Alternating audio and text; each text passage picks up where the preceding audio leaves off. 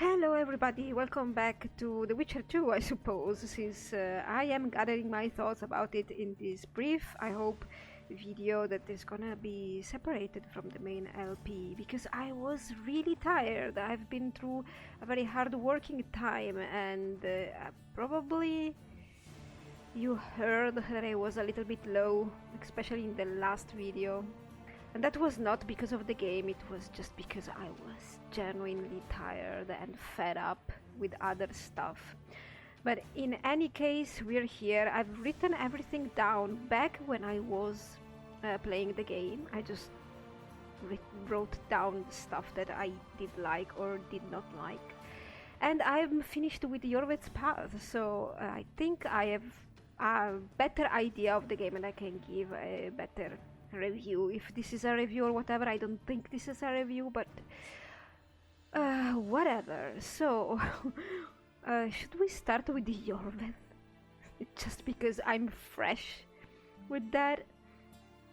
So I did play it on easy because I wanted to breeze through it, and I have to say honestly that Iorveth's path felt pretty off. I don't know, Roche Path, I felt like it was meaningful, I felt like it was in the world, you know, in the Witcher universe and everything.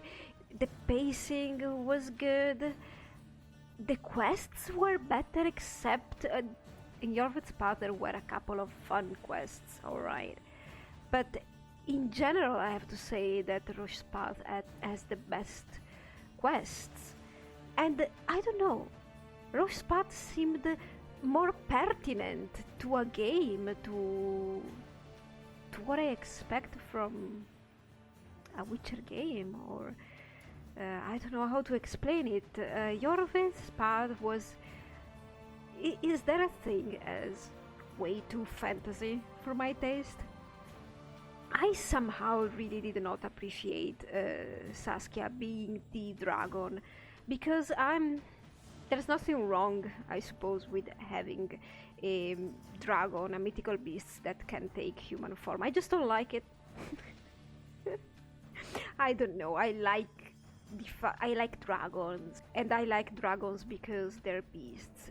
I really don't mind what kind of degree of intelligence or, you know, how sentient they are, but to be completely capable to, you know, transform into something else like a sorceress would do, it's not my thing. So I have to say the spending time with Philippa was in general boring, because I don't know, guys, there was all this magic stuff mixed up with genetics that didn't really make much sense.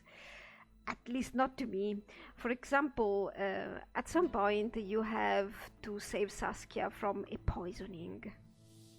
And Philippa explains to you that royal blood is needed for this potion, because royal genes are the strongest genes, or something like that. Or learn quickly how to dispel venoms, or, you know, destroy venom particles inside your body. But I can agree with this very scientific view of magic. I actually like it better than pure magic, you know, abracadabra magic that doesn't have anything to do with science. It's better with science. That's why alchemy is cool. But royal blood is by no means better than a peasant blood. Actually, a peasant blood is better, because we all know that royal dynasties are how can we say it? They marry into each other, and their blood becomes stale at some point, to the point that they develop a lot of issues. I don't know, maybe in The Witcher the bloodlines are pure and better. I don't know, it just didn't work for me, and my brain didn't really accept it, though it was a nice start. Talking about the poisoning, related to the poisoning, there was a quest that I mysteriously failed, and I could not be bothered to go back and try to get right. It was about trying to clear Stannis' name, because supposedly he was the one that poisoned Saskia. I really don't know how that quest finishes, because to finish that quest properly, you need to do a quest that's related to a dwarf named Baltimore. And I got Baltimore's quest much later, I suppose. That's why my quest failed. And I think the name of the Stannis quest is the Walls of Years or something like that. Very bad quest. But still, it was open, like the quest was open, it was not concluded. I even managed, because the quest said wait for events to unfold. I was waiting to know if a guy actually managed to duplicate a cup or something like that. And I even went to Henselt. I crossed the fog. I did a lot of other stuff. The quest wouldn't update, and when I came back the quest was failed, and I was like, what, excuse me? And I didn't really have a save that was close enough, and I wasn't bothering because I deeply hated that quest. Talking about Roche, I'm really disappointed because really Iorveth's path gives you nothing about Iorveth. I'm not saying that Roche's path gives you a lot about Roche, but it gives you more. Even Iorveth's path gives you more on Roche. It's incredible because you actually get to interact with him when you go to Hansel's camp, and with Vess a little bit, and he actually saves you, sort of, and helps you. So I'm disappointed that I don't get to do the same with Iorveth in Roche's path. Yes, we get Saskia and a little bit of time with Zoltan, but I don't know, I feel like there was an enormous lack of Iorveth. And also, I don't know, Iorveth never really seems to connect with you. I don't really feel him, and the game doesn't do any effort to make you feel him. Not that Roche is much better, yeah, but it seems like he makes more of an effort. Maybe it's a difference in character, but I don't know, I expected a little bit more. I expected to know him a little bit better. Same goes for Saskia. I decided to save her, of course, because saving her was unique to Iorveth's path. But even then, yeah, you get some insight into her, but not really that much. You get a couple of quests that are really fun. One with the succubus and the dandelion. And it's fun because you interact more with him than in Roche's path. And you interact more with Zoltan and his friends, and supposedly your friends that you don't remember. But yeah, it was really fun going through the mines with all the dwarves. The point is that they kept getting in the way. It was fun, but it was fun because it was fun, not because it was, pleasant. Oh my god, it wasn't pleasant to have to fight with all those dwarves in the middle. Don't know how to explain it any better. Chapter 3 is where Iorveth's path really goes, I don't know. Even I mean, I didn't really like Chapter 3 on Roche's path particularly, but because of the level design and not because of what I was doing in Roche's path. But in Iorveth's, it gets ridiculous because you're not allowed to cross through the camps because you're attacked on sight. So it is a little bit ridiculous because guards are everywhere, but you are noticed only if you get close enough, otherwise you're not. I don't know. And because of the design of the level, you have to go to take some long side routes that are just bothering at some point. I guess bothersome is the right word. And the endings you have for Iorveth's path are very interesting, but the problem with Iorveth's path, to me personally, was that it was less exciting than Roche's path. and it almost felt like it was just there because the devs wanted to have an alternate path. It doesn't feel like it belongs to the story. At least this is what I felt. I'm not saying it is so, it is what I felt and what I perceived from the game. I mean, on Roche's path, you get to know about the curse. In Iorveth's path, you don't. You are dispelling this curse, but you don't really know why. On Roche's path, you are close to both Sheila and Letho. Yes, when you go to the hideout with Ceres and Oaks, and that's really nice, really interesting. It just gives you a more rounded idea of what you're doing and how you're moving into the game and what the story is. Also, the other problem I had with it is it's pretty clear when you get there, when you follow Iorveth in the barge and everything. When you get there, I really did not feel much comfortable with the Scoia'taels. I don't know, it's personal. As soon as I saw the dwarves, when you get there, you get to Bergen, I was like, oh my god, thank god. And the dwarves automatically started kind of rejecting the Scoia'tael and Iorveth, and I was like, yes, send them away. I was like, oh my god, I immediately felt better when I was amongst the dwarves. I think the dwarves were the good part of Iorveth's path. And talking about the dwarves, the Scoia'tael, and the humans, because we have these three things all together, these three factions that will defend Vergen under Saskia's command. It is hinted that these three factions don't go along with each other. And there is never a moment in which they come together. Honestly, somebody would say that during the battle they do come together, but because Saskia does this speech that I found very bad. But I don't feel like they ever got together. The game never gave me this satisfaction or this impression at all. But maybe this was meant to be it was my wishful thinking, maybe that just in Vergen, Iorveth would open up a little bit towards humans and dwarves towards elves and stuff like that. I thought the core of Iorveth's path was that, you get to meet Cynthia that tells you a lot about the Wild Hunt, better information, more complete informations that you don't really need at the end of the game, right? But I have to say that her informations were better than the Dillion's on Roche's path. Definitely. There was a nice quest with the trolls.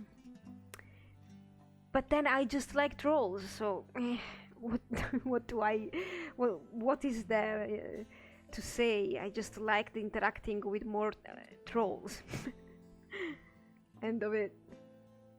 I have to say that Vergen was better looking than Henselt Camp, but it was a hell to navigate and very tiring sometimes because I didn't remember where the stuff was, and I really find that the map in this game is horrible, terrible. So I think that's enough regarding Iorveth. What can I say? I prefer the Roche's path, and I think it's better if you play Roche's path first and then Iorveth, because Iorveth gives you no intelligence on many things. Roche's path is way more complete. In Iorveth's path, you get to go after Triss a bit more, so if you are a Geralt that really loves Triss, maybe Iorveth's path is the way to go. You get close to Philippa, and by proxy you get kinda closer to Triss. While on Roche's path, though, you can play the true neutral. It's more neutral, because definitely in Iorveth's path you're joining the Vergen side. While in Roche's path you never really join Henselt at the end of the day. One cute thing about Iorveth's path is that you are the one who's giving the statuette of a compressed, right, Triss to Shillard, and you're doing this without knowing. I knew, of course, but you do that without knowing, and that was a nice touch. I mean, Iorveth's path is a little bit more Triss-centric.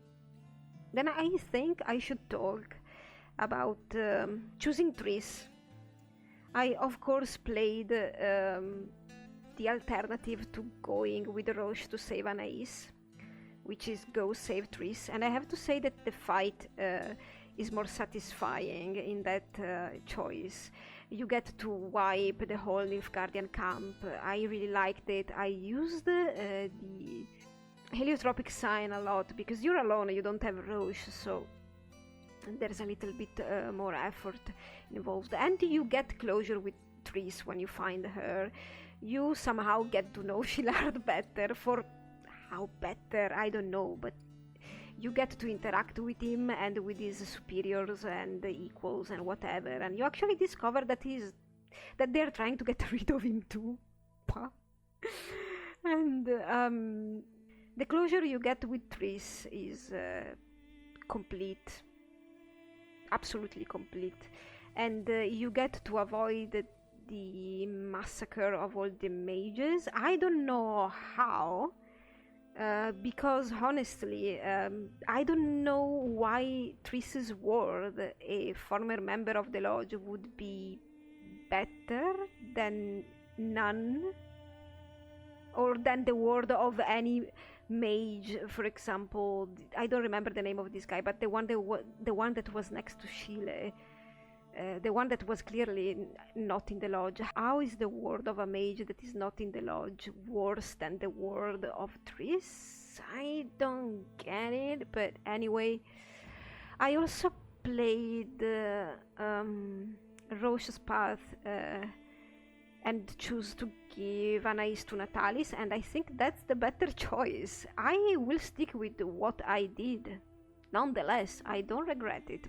As for everything else, I have a lot of issues, but all these issues are concentrated in 2 points.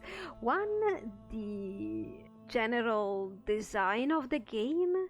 I don't think design is the right word, but I don't know. I felt like The Witcher 1, the original Witcher, was a lot better for me personally. I really liked the map, I liked the journal, I liked the bestiary, I liked the fact that I could drink my potions everywhere.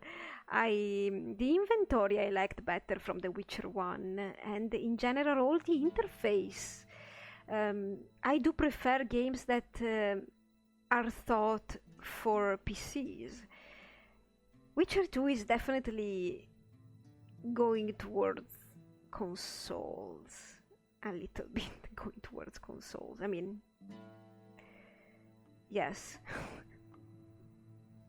I have to say though that the combat was way more interesting than the combat in Witcher 1. It was more fun, I had my fun, even if there were issues, but hey, you can't have it perfect. There were some annoying things, like the kill moves that would disorient me, the quick time events that I didn't really like. Sometimes the lighting was weird depending on where you were, and it was a little bit fastidious for my eyes, but it might be me. I liked the fact that I wasn't saddled with Triss for the majority of the game. If you're not really into the relationship with her, I think this game gives you a lot of space, a big breather. If you're a fan of her, or if you, I'm a fan of her as well, but not as my lover. But if you really like her as your lover, you'll find the lack of her in this game quite disappointing. I found it refreshing. I was really tired about all the innuendos about their relationship and stuff like that. It wasn't really going with the kind of Geralt I was trying to build and stuff like that. The second big issue is that, I mean, sometimes these games, I mean, I appreciated the political plot. The problem is that sometimes it would make no sense. There wasn't any logic sometimes. It was a little bit random. I do wish it was more consistent in logic, but maybe there was no other way to do it. And that's about it. I guess I've talked about it enough during the whole game. Every time there was something political happening, I was like, Kimbolt, or no, this. Yeah, I think the story was good, but there were some big plot holes sometimes. Not even big. I guess they were all little plot holes that kept adding to each other and became sort of a gigantic black hole of cousins and heirs and bastards that were not recognized. So I don't know. I that's it. One thing that I really think this game should have done, I would have sacrificed a little bit of the game and made you play the flashbacks, because I really did not feel too much the let's regain my memory and Yennefer and blah blah blah stuff.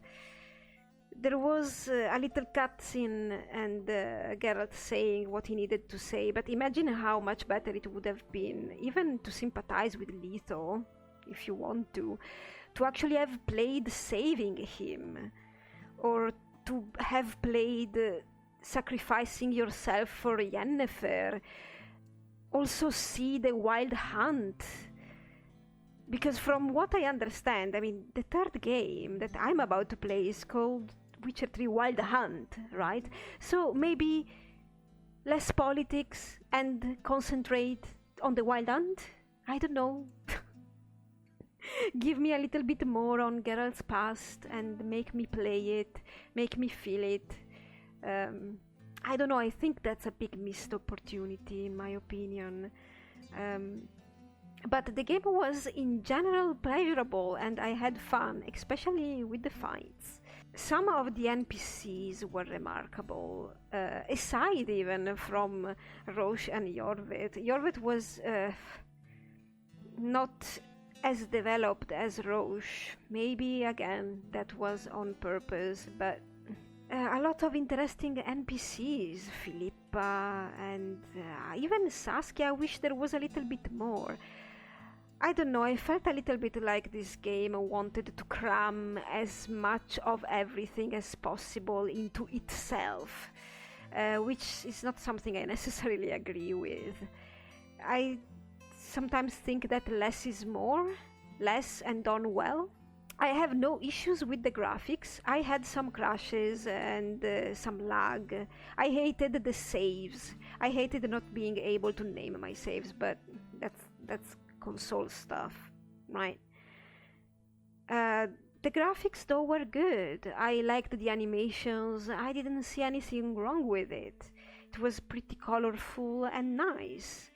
Sometimes I didn't agree with the design of some levels, but that's on me again. Also did not particularly like being in other people's bodies. While I was playing Iorveth, I tried the repost ability, and because it works almost like a quick time event, I always failed at it. So I did good, not investing any point in it and just giving myself a level 2 Ard or Igni or whatever.